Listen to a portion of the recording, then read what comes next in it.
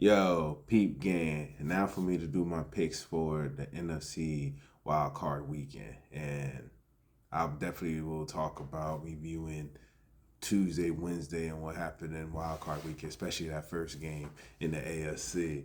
So first off, to start off, Green Bay at Philadelphia.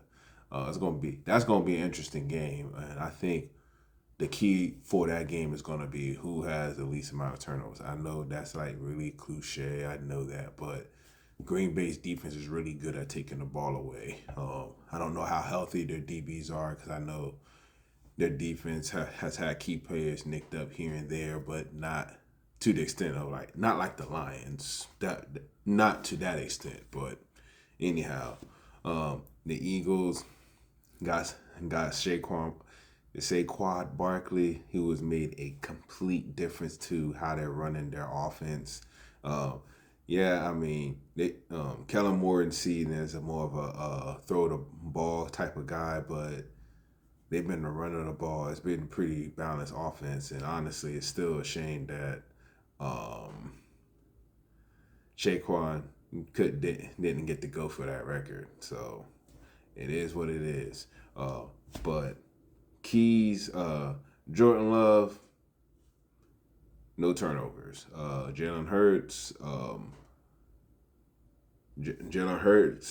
make the key throws off of play action. That's how I would say on that.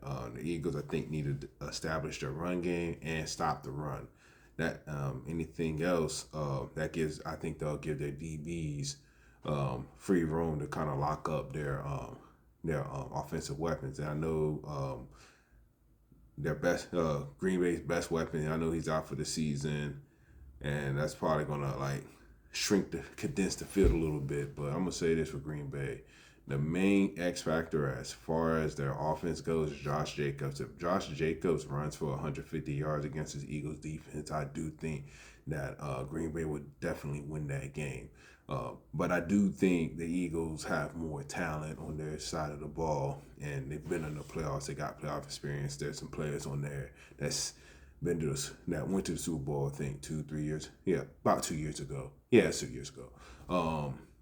So having said that, I think this game is going to be really close.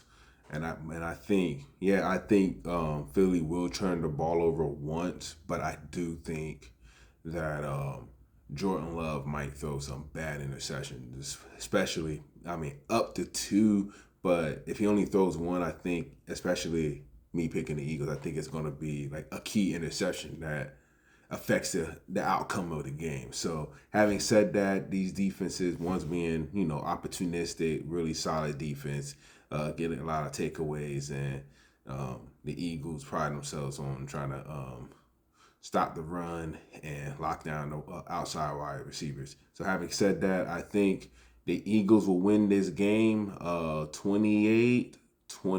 I think it's going to be a close game. I think it's going to be really interesting to see. Might arguably be the most interesting game on today.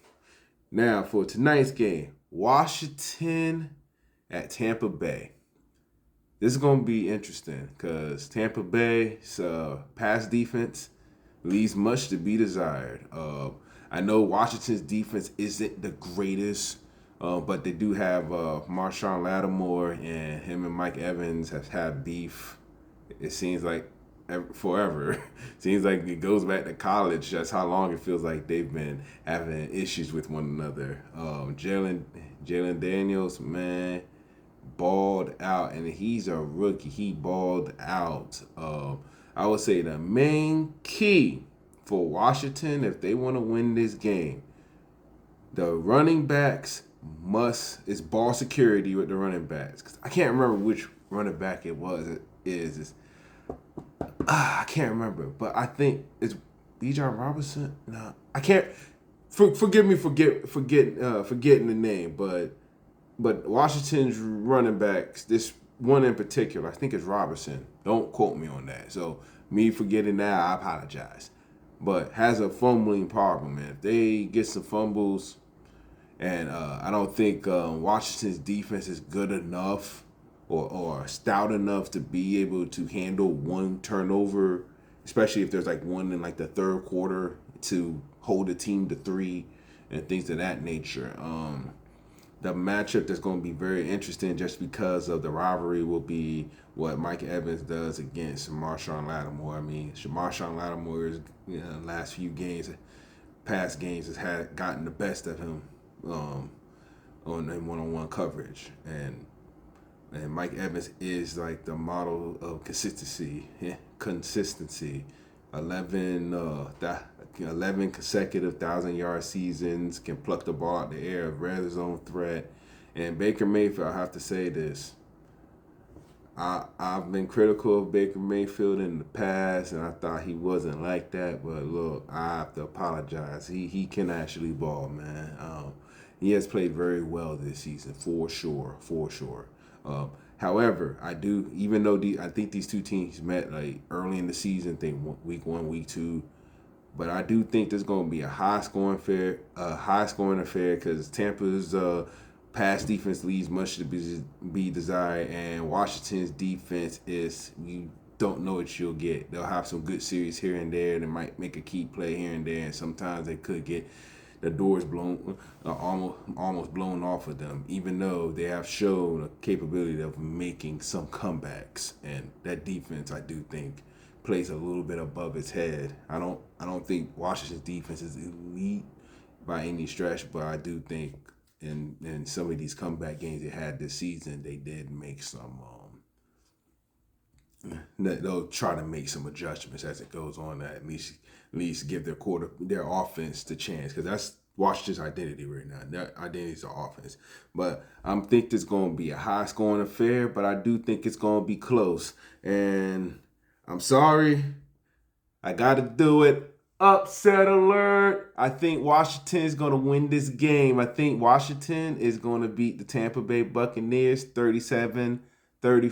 I think an upset's coming. But I do think this game could go either way. It just depends on the defense. But that pass defense, especially going against Scary Terry, I don't think they can hold up. I know Tampa's getting some of their pieces back, but I don't think it's going to be enough, in my opinion. I could be wrong. I think it's going to be an upset. I'm going with Washington 37-34. And now for the Vikings and Rams. I know this game is being played in Arizona.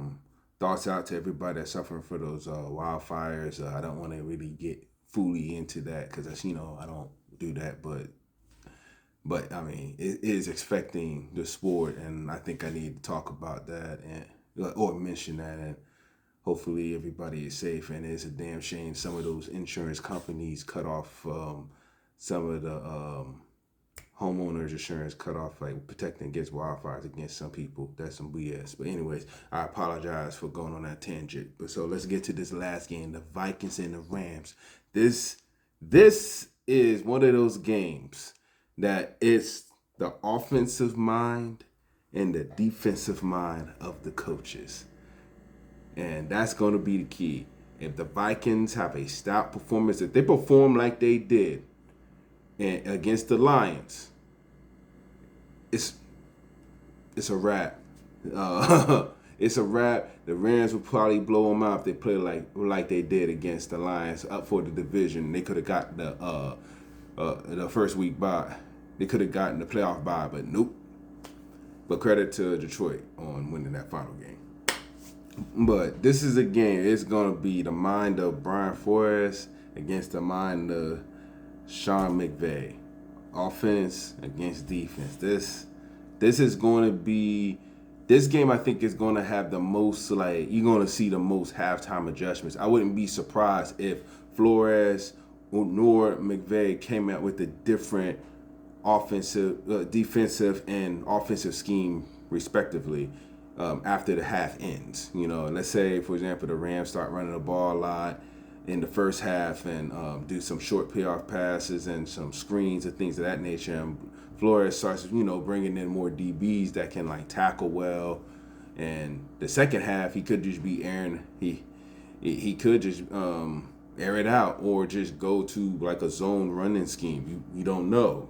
I think Flores would do the same thing for the Vikings defense. okay, let's say they stop the run very well, and you know they got to pass. Then they're gonna sell out for the blitz, and man, that is a confusing defense. That unless you are like a brilliant football mind, good lord, I'm gonna be real. The casuals or even the above casuals that understand the game but can't break it down meticulously, like former coaches and GMs and things of that nature. Players, NFL players have trouble with the blitz packages and where the blitz is coming from against Flores' defense.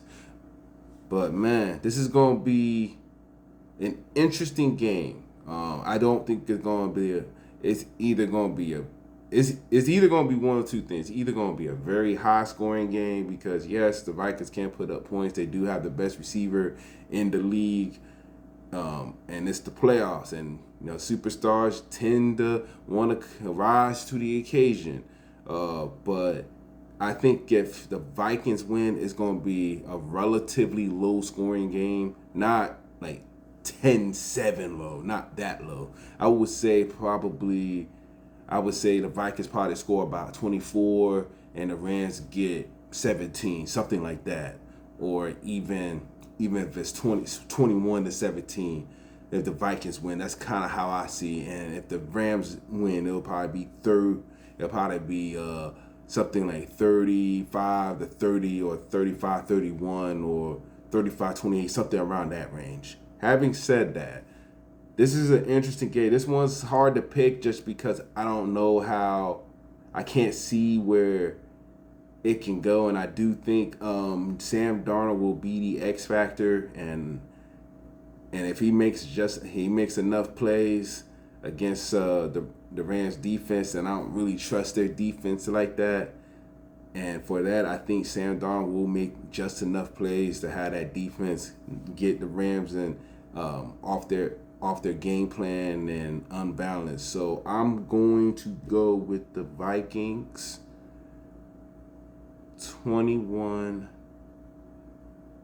I'm going to go 21-20. I think it's going to be because I could be wrong on that one. Maybe I'm leaning more so I think some defense is going to happen and things of that nature.